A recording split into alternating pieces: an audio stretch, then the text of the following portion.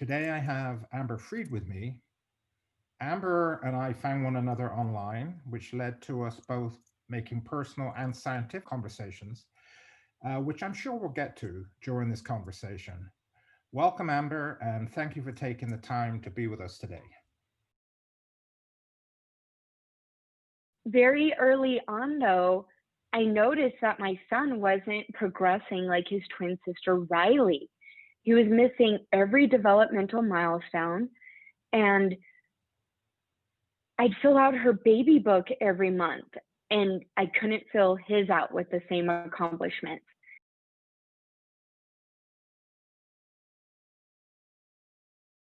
The geneticist took one look at him and said, it looks like something is wrong with his brain. Prepare yourself for the worst. We need to go through genetic testing. We're not even sure if your son will live. We were told he was one of 34 in the world, and nothing could or would ever be done because we fell into the bucket too rare to care. That mutation explained his movement disorder, speech apraxia, developmental delays, but what it predicted was that he would develop and progress into a debilitating form of epilepsy between the ages of 3 and 4. We had this incredible heads up that most families would never get. Clinically, I knew what to look for, got him in to see the best doctors in the world right away. We had hints as to what medication he should be on to do what we could. I started him on the ketogenic diet as a preemptive measure, but that's sideline to what I guess the more time-consuming activity I decided to take on.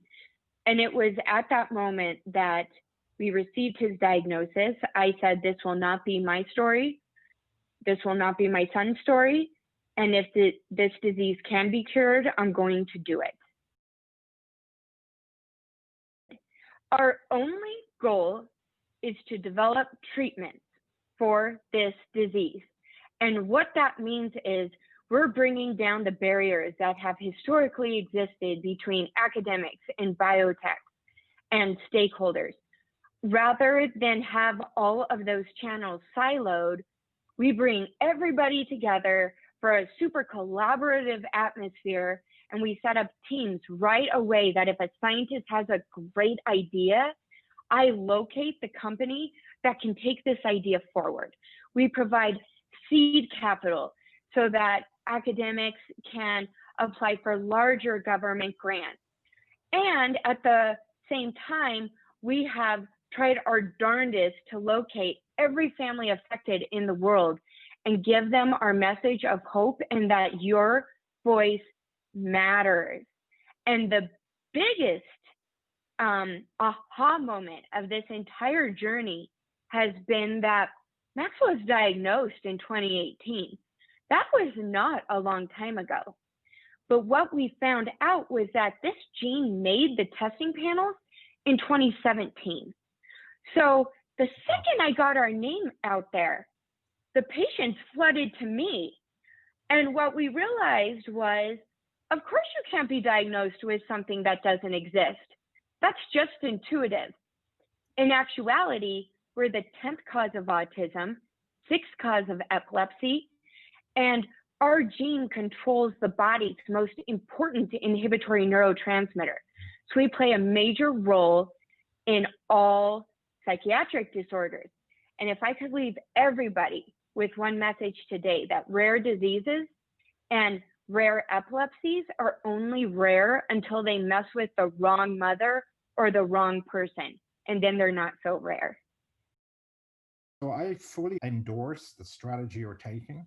Is the mother or the father getting out there, beating the bushes, can really make things happen, because scientists are really thirsty for finding new knowledge. And even if we're a basic scientist, we want to understand how the brain works and how under awful conditions it doesn't work properly, with the goal that we can help people such as Maxwell in the future.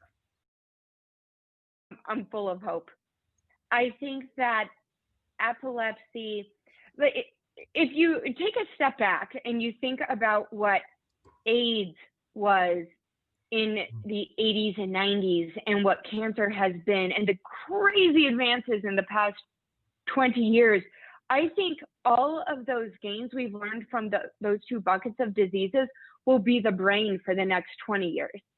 All of a sudden, there's been so many advances in monogenic conditions where you really just have one part of a gene that's not working correctly. And the technology exists today to advance these therapies.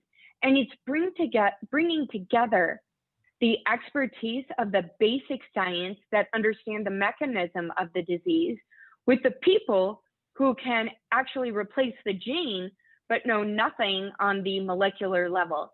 Connecting those two people is already bringing forth therapies.